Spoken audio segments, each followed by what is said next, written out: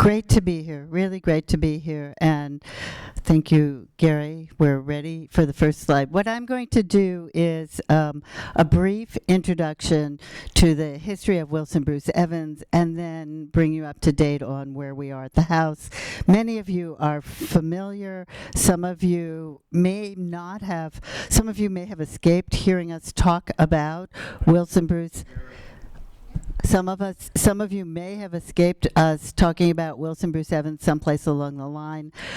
So I'll just start with a brief introduction. We are the Wilson Bruce Evans Home Historical Society, a transformative cultural organization dedicated to preserving the house and sustaining the legacy of Wilson Bruce Evans. His dates are 1828 to 1898, a black abolitionist and Underground Railroad operative indicted in the Oberlin Wellington Rescue, Civil War veteran, and cabinet maker in Oberlin. So my job tonight is to tell you why you should care about him and why you should care about the house that we are in, I think, the final year of rehabilitating. So, okay, a brief Evans family history overview. Wilson Bruce Evans was born a free man of color in 1824 in Hillsborough, North Carolina. He had an older brother, Henry, and he followed Henry to become a skilled cabinet maker, probably under the tutelage of Thomas Day, who was a famous African-American cabinet maker in Milton, the third largest furniture manufacturer, black or white, in North Carolina before the Civil War. So in 1854, Wilson and his wife, Sarah Jane Leary Evans, and Henry and his wife, Henrietta Leary Evans. The wives were sisters from a famous black free family in Fayetteville, North Carolina, determined that they would leave North Carolina. Beginning in the 1830s and accelerating after the passage of the Fugitive Slave Act in 1850, even North Carolina, which had been the most liberal state for free people of color, became a more difficult place to live. And they followed to Oberlin. Wilson and Henry's older sister, Delilah Evans Copeland, to Oberlin. She had already arrived with her family. And Oberlin, by 1854, was known as the hotbed of abolitionism. Wilson and Henry arrive. They open a cabinet shop on South Main Street, and they immediately become involved in local politics. They even vote in 1855. By 1858, Wilson and Henry both participate in the Oberlin Wellington Rescue. That's the picture of some of the rescuers at the Cuyahoga County Jail, taken in 1859 when they were in jail awaiting trial.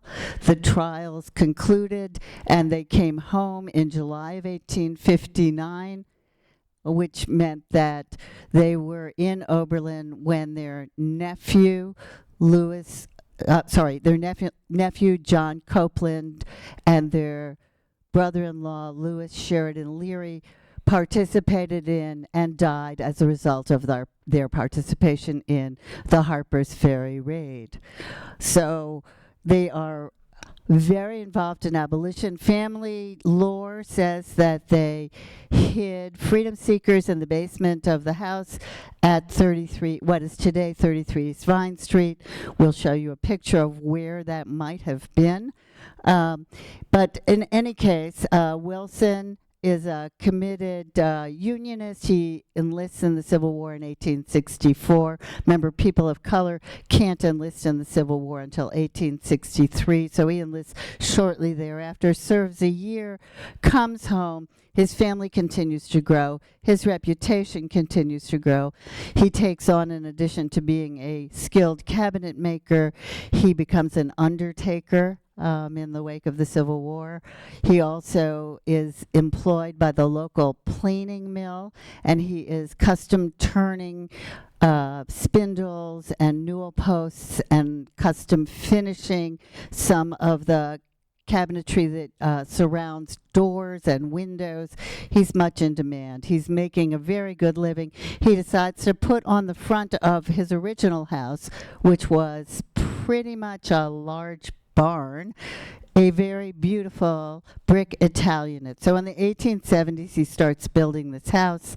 And when he starts building the house in the 1870s, he actually has alive and living with him 7 of the 8 children ever born to the marriage.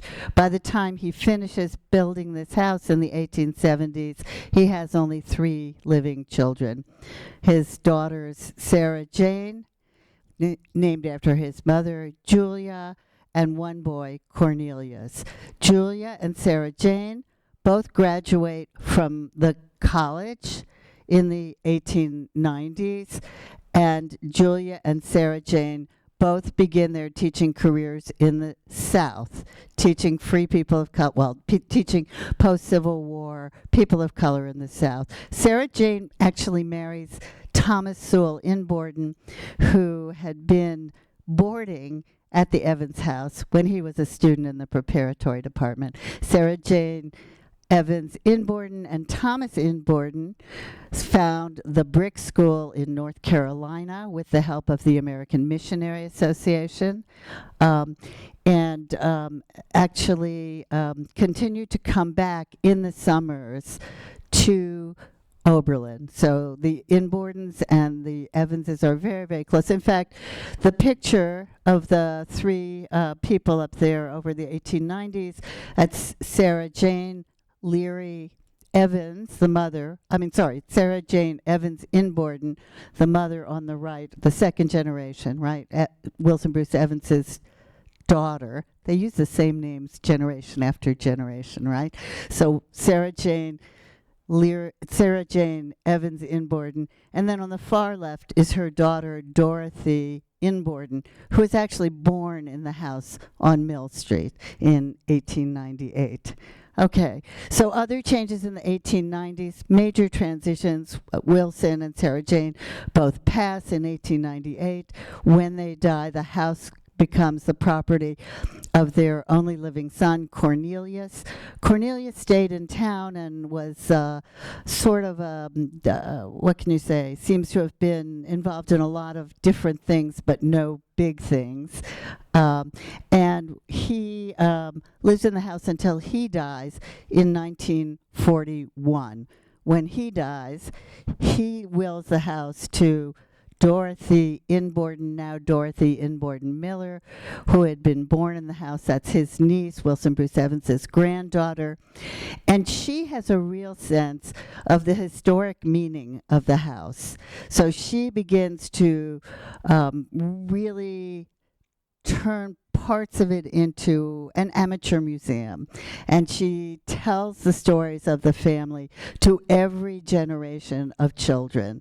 Aunt Da, as she was called, would serve the children, as the kids put it, tea and history.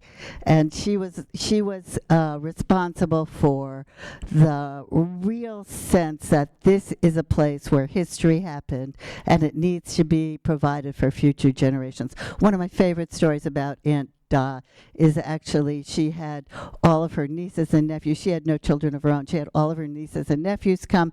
Then she would have all of her nieces and nephews' children come, and the next generation. And when she ran out of children, she went around her neighborhood in Washington, D.C., where she lived. She was a educator in the D.C. public schools, and she would say to those kids, "Come on, we're going to Oberlin. We're going to show you some history." So Aunt Da is one of the things that continues to inspire us. Before Aunt Da died, she managed to have the house put on the National Register of Historic Places. And then just before her death, she died in 1996, she had completed all the paperwork for the Wilson Bruce Evans house to be a National Historic Landmark. And that's a big deal. There are about 2,600 national landmarks throughout the country. 2,600. Less than 2% of them are primarily concerned with the African American experience. If you're good with math, you'll be able to figure out that's maybe 75 across the country. And out of those 75, very few have been restored, and even fewer have plans to open to the public. So this is a unicorn. This is a home that was lived in by an African American abolitionist, stayed in the family for more than 3 generations, right? And is a place where it's the place where it happened. It is a place that is very, very important in the history of Oberlin and of African American life in Oberlin and in African American abolitionism. We'll take the next slide. Okay, fast forward. Aunt Da dies in 1996. 1997, the house becomes part of the, it becomes a National Historic Landmark. But unfortunately, the house sat empty between 1997 and 2020. Not good for the house. But in 2020, during the pandemic, descendants of Wilson Bruce Evans came together with some of us who are history enthusiasts here in Oberlin to begin conversations about what to do about this house.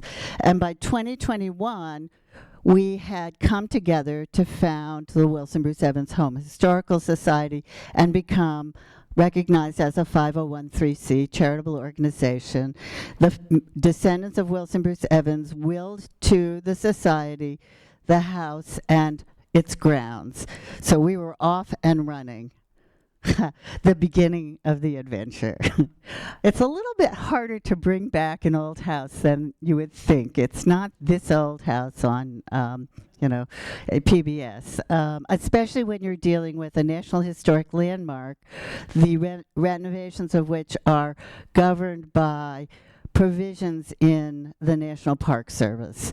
So we were off and running. We did the roof first off, and I will give a shout out to the Nord Family Foundation, our first major funder. And early money is really, really hard to come by. They believed in this project from the beginning, and they've continued to support it. So I'm really, I have to give them a shout out. We also got a grant to replace the furnace. The house had been unheated. There had been a major problem with the plumbing that had caused some major damage inside the house, and we started to begin to repair that. We moved towards a grant which is a state of Ohio funded grant from National Preservation Funds, a certified local government grant which began our actual process of phase 1 of the rehabilitation, which had to do with replacing that porch, that lovely porch on the far left, put on in the 1920s and falling apart, with something more appropriate. And we also began to apply for bigger grants. We received a Save America's Treasures grant from the National Park Service when we thought the project was a lot smaller than it turned out to be. But we moved ahead. We began to have focus groups with members of the community, and we hired an architect. We moved forward. In 2024, we were in the middle of our certified local government grant, replacing the front porch. I love that picture because I actually think that the front of the house there is very interesting. Without any porch at all, you can get kind of a sense of its dimensions, and really it's Italianate character. But that year, we also we were granted an Ohio historical marker, and we got a second major grant from the National Park Service, which has we've received, between the two grants, we've received over $1 million from the National Park Service. So they get to have a little bit of a say about what we're doing and how we're doing it. And they demanded that we undertake archaeology on the property, historic archaeology, to see what was there. So we began in the summer of 2024 a historic archaeology project that continued into 2025, when we actually were finally able to break ground for phase 2, our comprehensive rehabilitation of the house. And I can report to you, I was at the house today. We've had to almost we have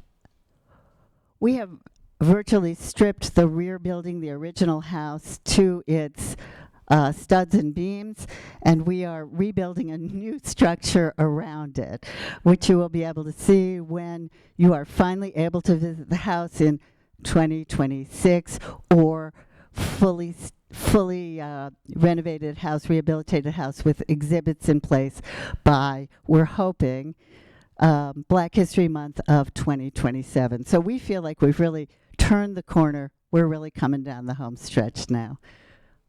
Gary, next, yeah. So as we do this, we kind of like have a lot of balls in the air, if you will. And here's a sense of some of the major balls that we're kind of juggling as we move forward. The construction project itself, of course. And again, here's 2020. That's what the house looked like before it became the Wilson Bruce Evans Home Historical Society. 2023, after we had stripped the front porch and before we had put on the new historically appropriate Italianate porch. And there it is in 2024 in all its glory with that Italianate porch on it. This is from the west. And again, this white building turns out to have been the original house. When we first started working with the family, the National Register nomination for the house said that this white portion was a later addition. And we had originally thought we would scrap that building, do a purpose-built building as an educational center. But as we began to take that building apart, we realized it was much older than we thought. And indeed, it's even much older than we thought. Wilson Bruce Evans and his family moved to Oberlin in 1854. Dendrochronology, the science of tree rings. There's a dendrochronology lab at the College of Worcester, and their folks came up, tested the wood on that back addition, and it turns out that back addition, the back room there, is from 1848. 1848. So it was either built on the property for a previous owner, or we also think it could have been moved to that property for the Evanses when they arrived in 1854.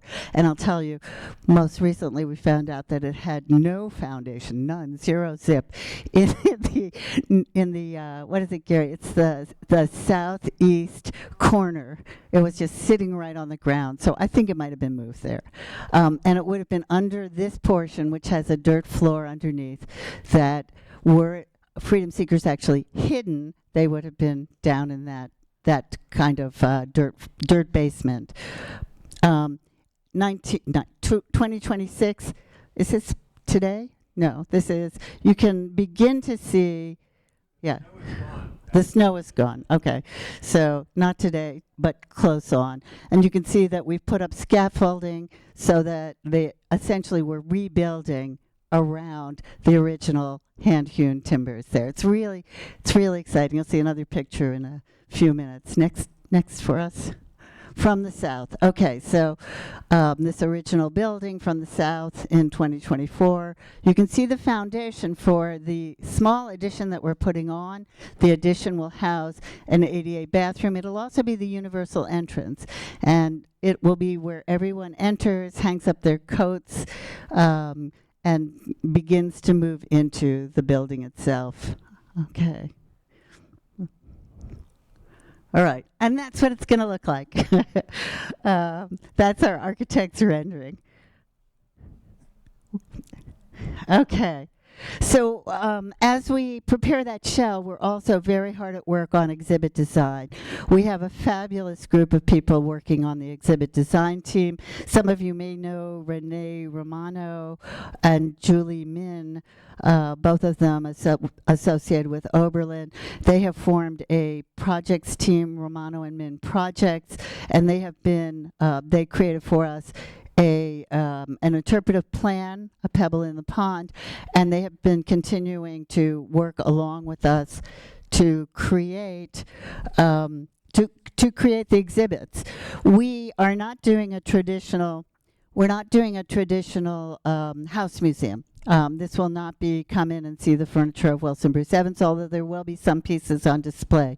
It will be much more of a hybrid narrative narrative visit in which you'll be able to see some of his work, get a sense of what the life was like, and the legacy of Wilson Bruce Evans and his family. And just, if you can imagine, they've constructed for us a kind of tour through, okay, so you will enter through the back there, right? Oh, go back. Enter through the back, come into a welcome and introductory area, and then they have essentially 7 areas of interpretation. In the first, they'll be talking about Oberlin as choice. Why did these families move here? Oberlin as community. What was special about Oberlin as community? In that front hall there, we will be displaying the work of the master craftsman of Wilson Bruce Evans as a woodworker of quite some talent. It seems like, well, I'll come back to that. In the front room there, we will be looking at Oberlin as crucible, looking at the rescue, the Oberlin-Wellington rescue, and John Brown's uprising, and their impact on the family, the town, the nation.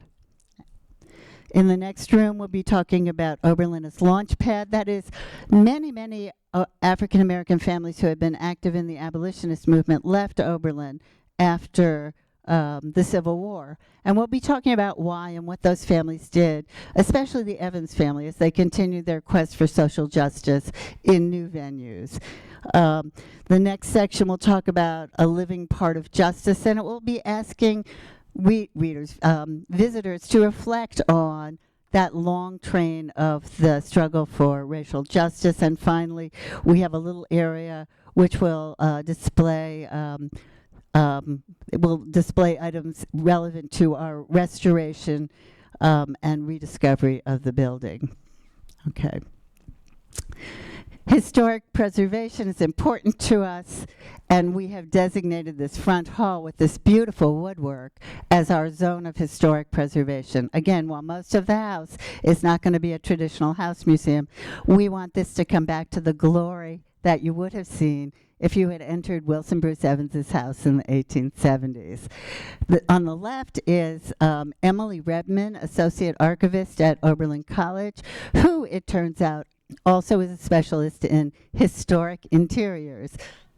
Sorry.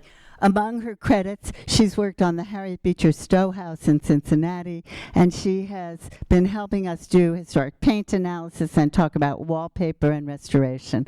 So this is a kind of sub-project, the historic preservation of this one particular zone and bringing it back as close as we can to the 1870s, in addition to the major interpretation project. Okay, next. We've also been continuing our archaeology projects, okay?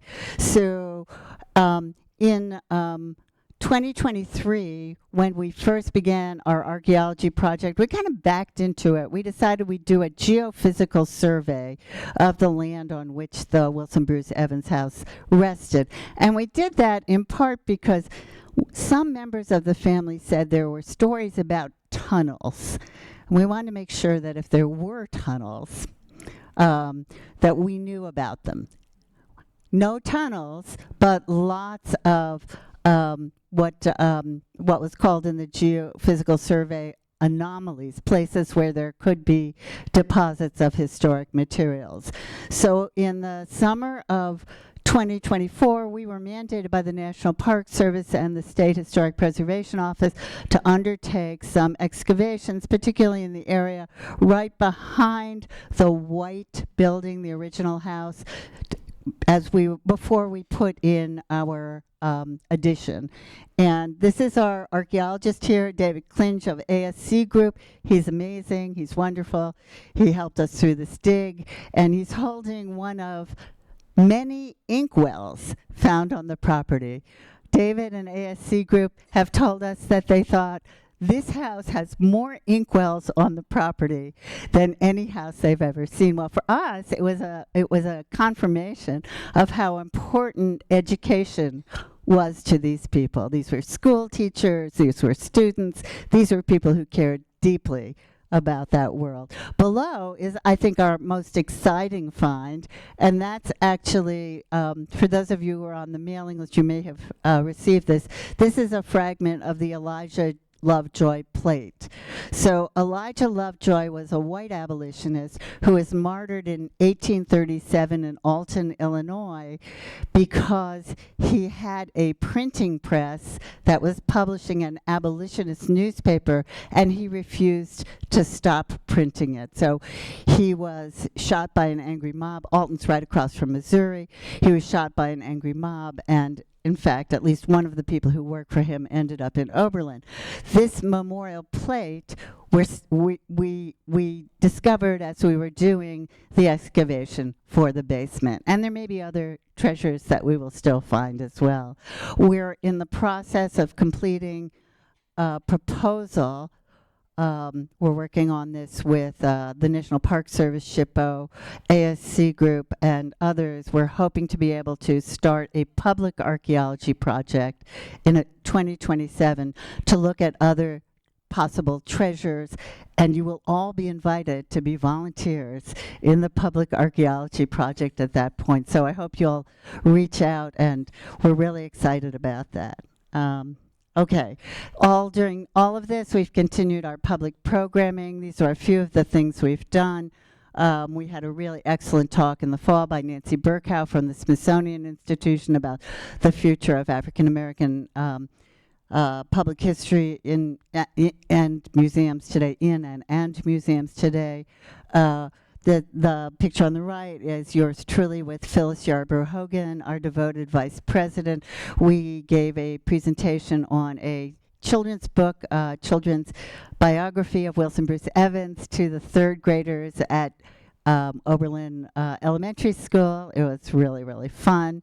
And Nancy Wall, sitting in the back there, was with us at the public library when we brought out our children's coloring book, History of Wilson Bruce Evans. So we are trying to reach out to all ages and really involve a variety of constituencies. Tomorrow I will be talking to Mr. Kurt Russell's African American history class at the high school. It's been a wonderful community project.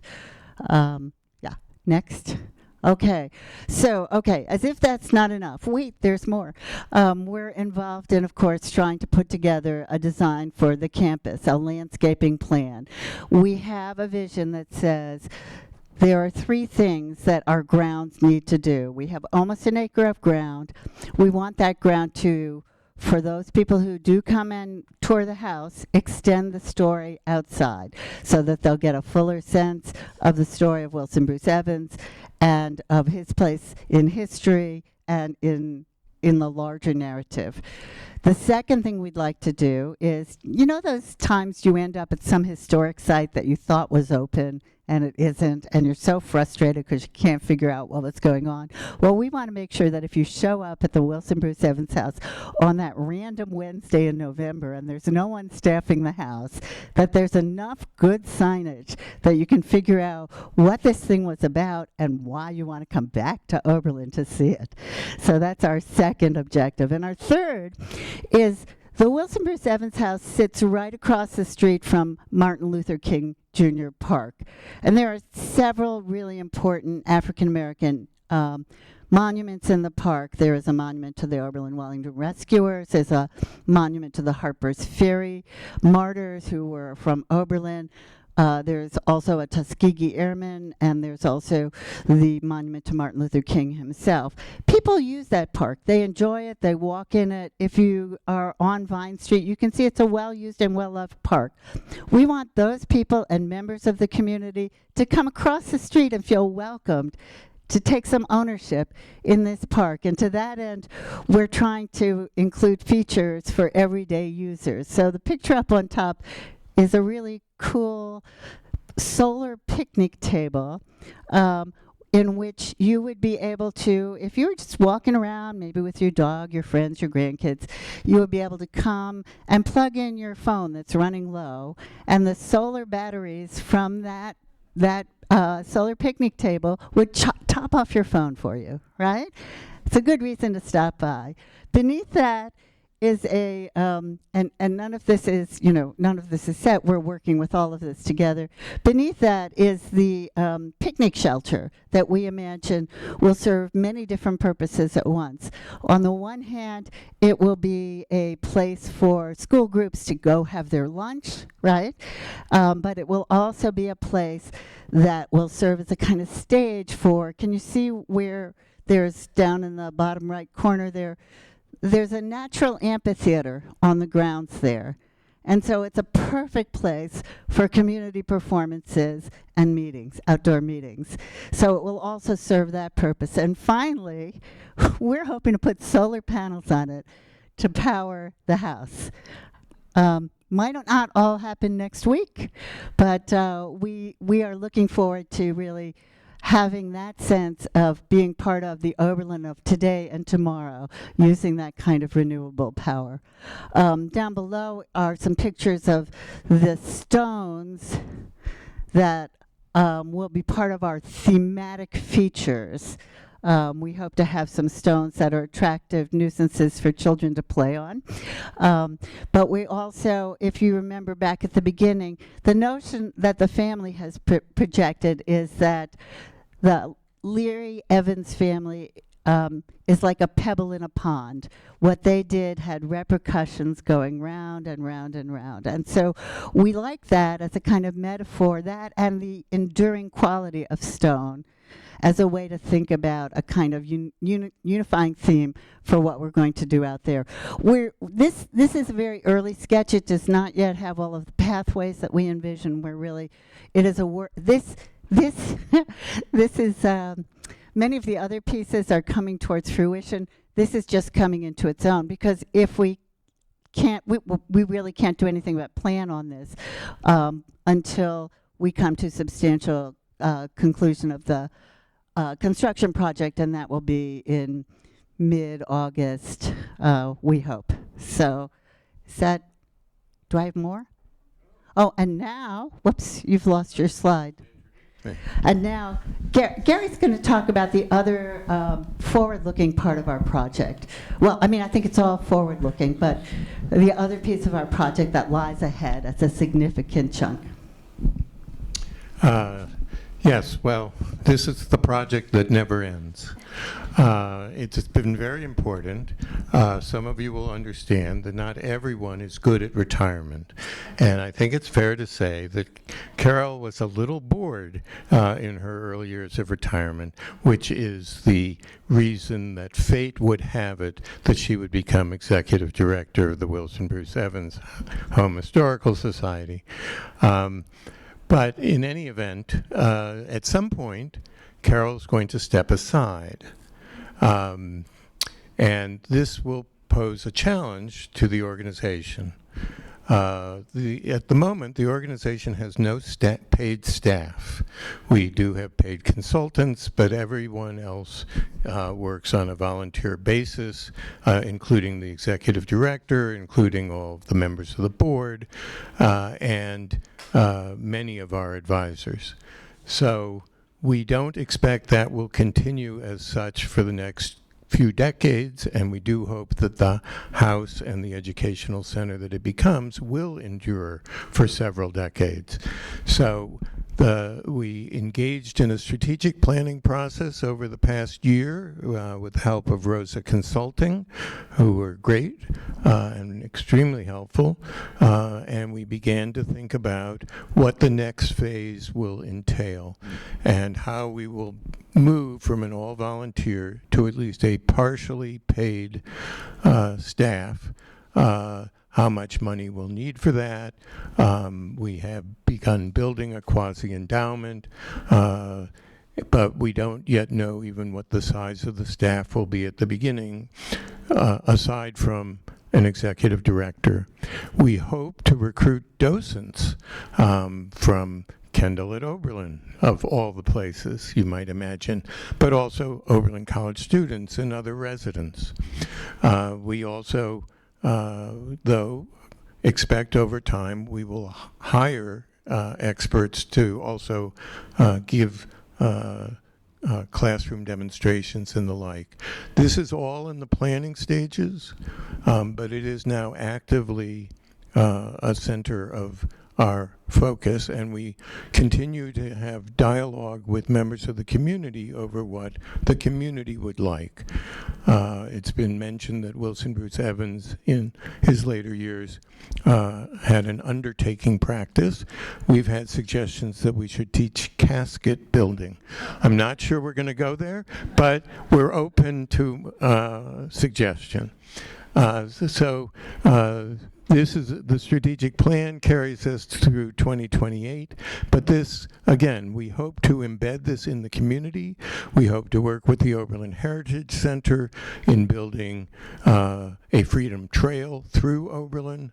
They already have a Civil War to Civil Rights tour, and we also then hope to help some of the African American churches get onto the National Register of Historic Places and turn Oberlin into an attraction, not just to those of us who already love the place, but also people from further afar who heard just it's kind of weird, and now we hope that they will come and understand that that weirdness was greatness in terms of promoting the notion of all people being equal with equal rights.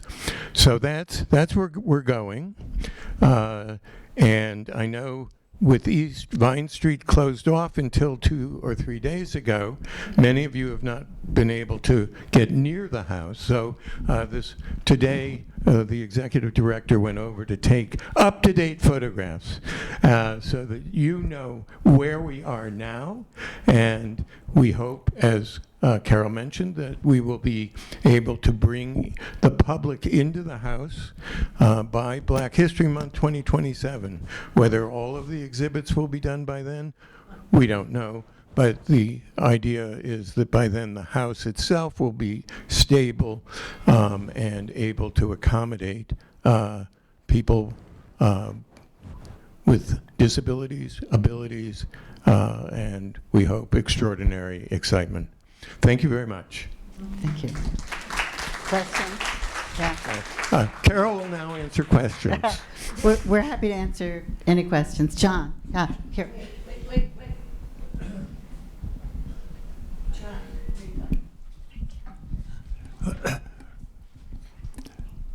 Several reasons have occurred to me already as to why this is not simply part of the Oberlin Heritage Center, but what I think of as reasons may not be the most significant reasons. So can you tell us why the decision was made not to have this project as part of the Oberlin Heritage Center? It's a really good question. And the answer is the descendants of Wilson Bruce Evans wanted a freestanding society committed to the rehabilitation of the house.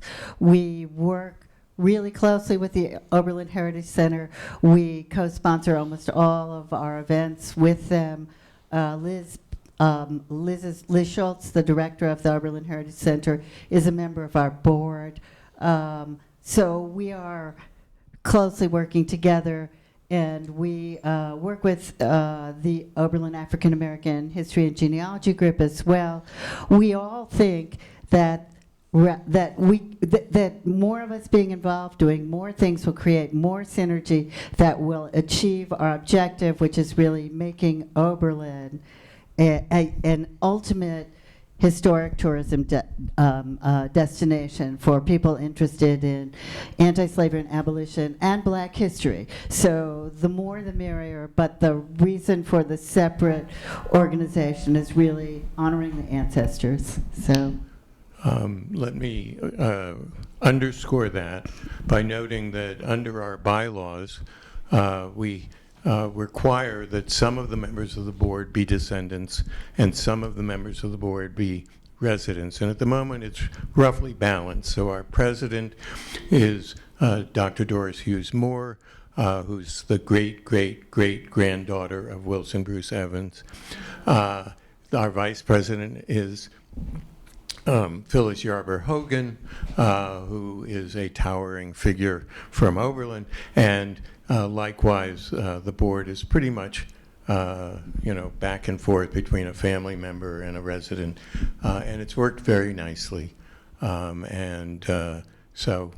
it seems, eventually this will evolve, but those of us in Oberlin had originally thought it would be convenient to hook up with an existing institution, but the family was really quite adamant on this.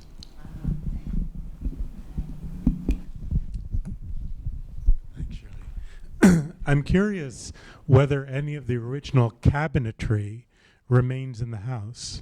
That's a really interesting question. We believe we have one set of cabinets upstairs that were made by Wilson Bruce Evans and a kitchen cabinet currently in storage that was made by Wilson Bruce Evans. There may be some additional furniture. We're still continuing to go through it. Really hard to, what can I say? That's what we think we have. And if you're a skilled furniture antique person, please talk to me. So we will certainly have those pieces on display. Yeah.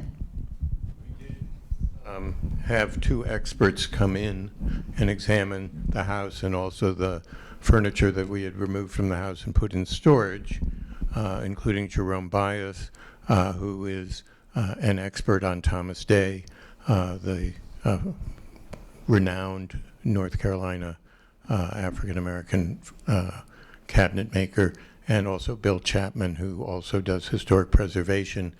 It's very hard to identify non-signed furniture, but they did not, could not say with confidence, but they do seem confident that that Wilson Bruce Evans was involved in the woodworking for the stairs. Now that included machinery. It wasn't done entirely by hand, but they are the ones who put together that the Evans brothers who were working with the planing mill a block away.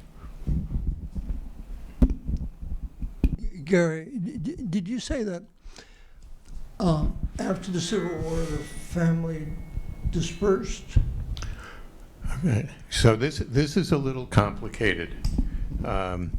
What Carol mentioned was that after the Civil War, several prominent families in Oberlin migrated to Washington, D.C. John Mercer Langston, the Langston family, the most famous, but also his brother-in-law, O.S.B. Wall, moves to Washington, D.C. Well, Henry Evans and his branch of the Evans family relocates to Washington, D.C. Not entirely. Henry still owns property in Oberlin and comes back to Oberlin. But Washington, D.C. now offers, can you hear me now?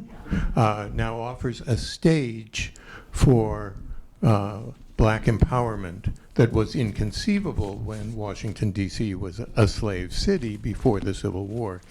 And so people who've come to Oberlin, oftentimes the wealthier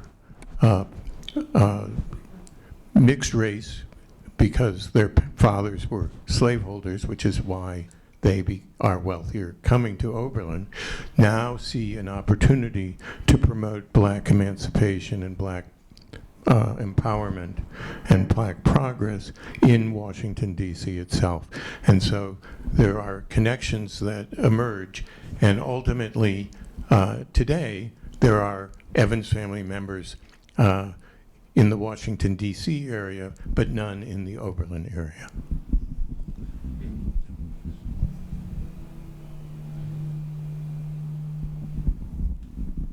Well, that's fabulous. I look forward to seeing you all again, I hope, on September 19th, our annual meeting, which will be held this year again as last year at the Oberlin Underground Railroad Center, and I hope you'll follow along. Gary and I will hang out and answer any questions that you were too shy to ask in the larger group. And it's really great to see you all. I hope to welcome you to the fully kitted out Wilson Bruce Evans home in Black History Month 2027. So thank you so much. It's great to be here.